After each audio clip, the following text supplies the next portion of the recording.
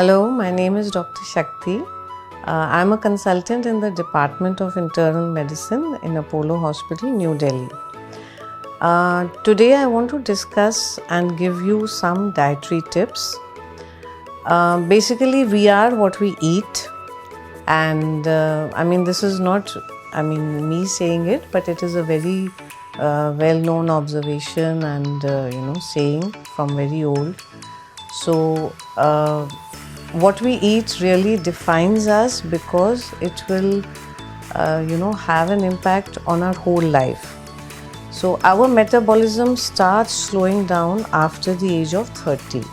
So that is going to happen irrespective of how active we have been before 30 or in our childhood, and if we have any medical conditions. So irrespective of any factors, our metabolism is going to slow down after the age of 30 years. So to prevent that, what we have to do is to eat right. Okay, so what is important is the quality of food, the quantity of food, and the timings. So these three things we have to always keep in mind. So quality means that you should have the right amount of balance of different kinds of foods. So what they say is that it should be, our plate should be colorful. So you should have all kinds of salads, vegetables, dals, carbs like roti or chapati, bread, rice.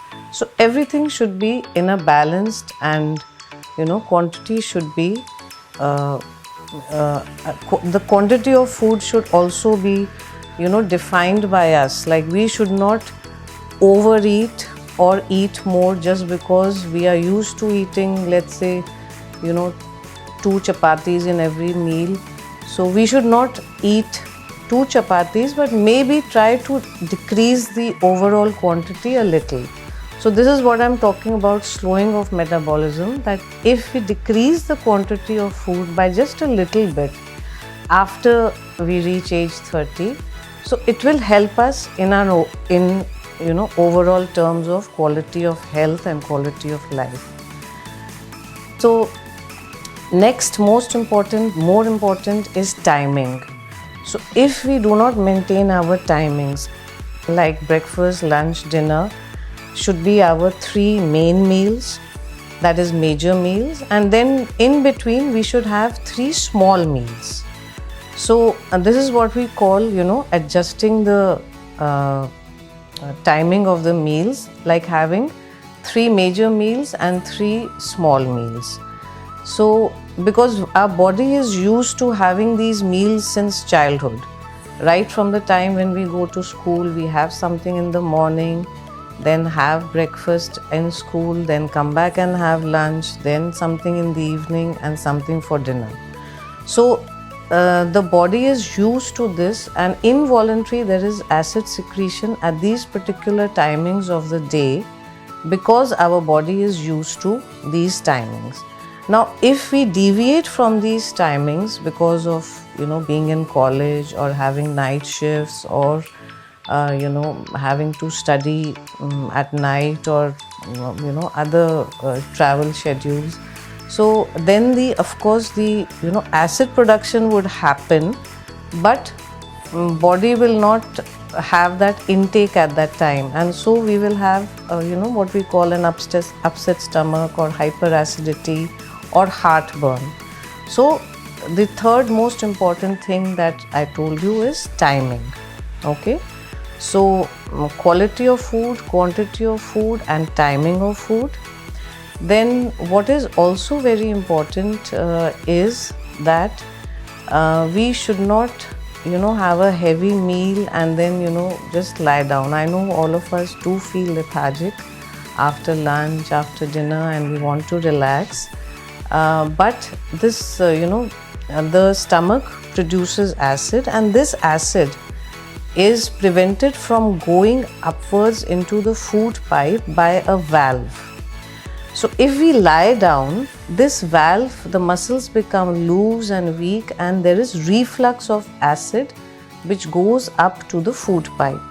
And again, the symptoms of heartburn, or what we call in the medical term dyspepsia, this occurs very frequently in people who do not sit or just do something or the other after a meal but want to lie down. So this is another very important thing that I want to stress on, that please do not lie down after any meal for at least 1 to 2 hours. And lastly, I would say that exercise is very, very important, and should be diet and exercise go hand in hand. Okay, so if you have a healthy diet and your input is good, then output is also very important in the form of burning the calories by doing regular exercise.